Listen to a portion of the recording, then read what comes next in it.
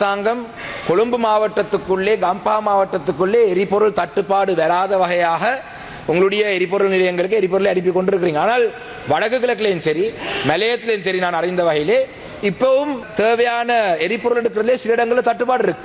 அரசாங்கம் பூலிகளிலேயோ இல்லாட்டி கேன்களிலேயோ எரிபொருள் வழங்க வேண்டாம் என்று சொன்னால் கௌரவ பிரதி சபாநாயகர் அவர்களே விவசாய அறுவடை செய்யும் காலப்பகுதியில் அந்த தேவையான இயந்திரங்களுக்கு தேவையான எரிபொருள் எடுக்க முடியாத நிலை இருக்கின்றது. அதே போலதான் இன்று மலையத்திலையும் கூட கேள்விப்பட்டால் தோட்டங்கள், அதாவது பயிர் செய்கிற மரக்கறி தோட்டங்களுக்கு தேவையான எண்ணெய் அடிக்கிறதுக்கு தேவையான அந்த இயந்திரங்களுக்கு எரிபொருள் எடுக்க முடியாத நிலை இருக்கிறார்கள்.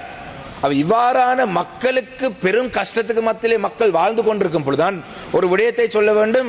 எங்களுடைய மட்டக்களப்பு மாவட்டத்திலே மண்முனை தென்னிருவு பெற்று பிரதேச சபையுடைய தவிசாளர் கௌரவ மேகசுந்தரம் வினோராஜ் அவர்கள் இந்த அரசாங்கம் நுண்கடன் கொடுக்கிறவர்களை கட்டுப்படுத்துவதற்கு கொண்டு வந்திருக்கிற திட்டங்களை விட அதிகளவான திட்டங்களை தன்னுடைய பிரதேச சபை கட்டளை சட்டத்தின் கீழே கொண்டு வந்திருக்கிறார். அதாவது அவர் அந்த பிரதேசத்திலே சில கட்டுப்பாடுகளை கொண்டு வந்திருக்கிறார்.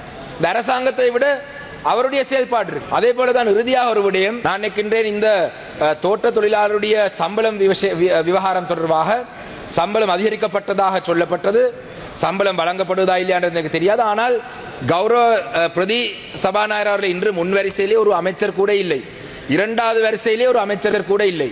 நாங்கள் யாரிடம் கேள்விகளை கேட்கிறது? இதுவரைக்கும் ஒரு கெசட் கூட வர்த்தமானி கூட இல்லை. ஆனால் இந்த சபையிலே நாங்கள் வெறும் கதிரைகளிடம் தான் கேட்கணும். அப்ப அந்த வகையிலே